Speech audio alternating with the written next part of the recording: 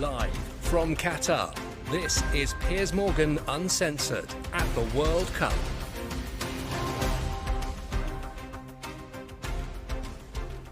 Well, good evening for the World Cup in Qatar. Welcome to Piers Morgan Uncensored. A competition that began in a blaze of hypocritical sanctimony has become what it always should have been, a feast of great football with unpredictable results, unforgettable drama and a billion eyeballs glued to the biggest sporting event on the planet. That's how it should be.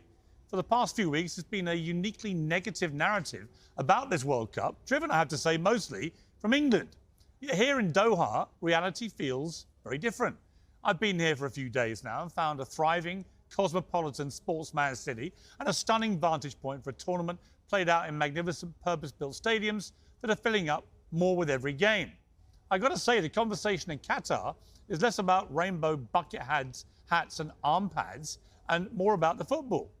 Why is Gareth Southgate leaving Phil Foden on the bench? Can anyone stop Kylian Mbappe? How badly injured is Neymar? Could Ronaldo or Messi's last World Cups end in the biggest trophy of all? And of course, is it coming home? Spoiler alert, probably not. From here in Qatar, the tournament bears no resemblance to all the doom-mongering headlines back home. Fans from across the world are safe and mingling happily.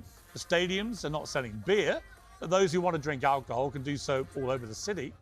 There's no sign of the shameful booze-fueled scenes of our own Euros final at Wembley.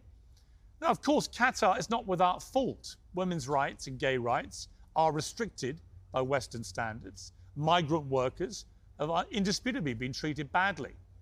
But those statements apply to many of the countries around the world, including many competing in this tournament, and by many nations who've hosted major sporting events without anything like the furore that's kicked off about Qatar.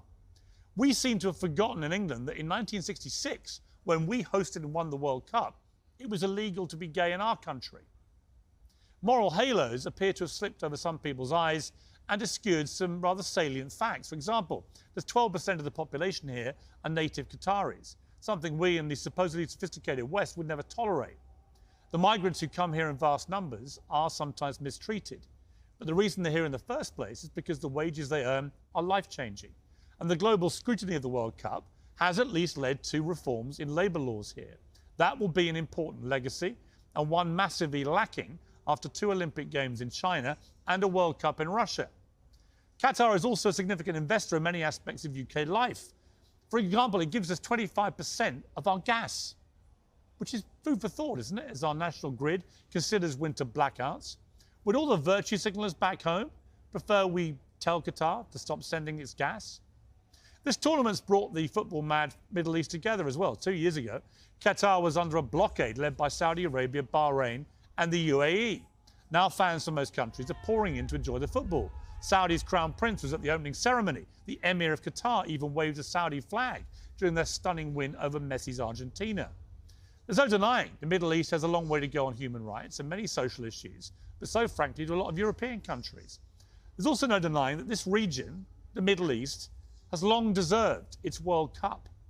And there's no denying, and I can tell you, this is what most people here are thinking, that right now Qatar's putting on a pretty good show.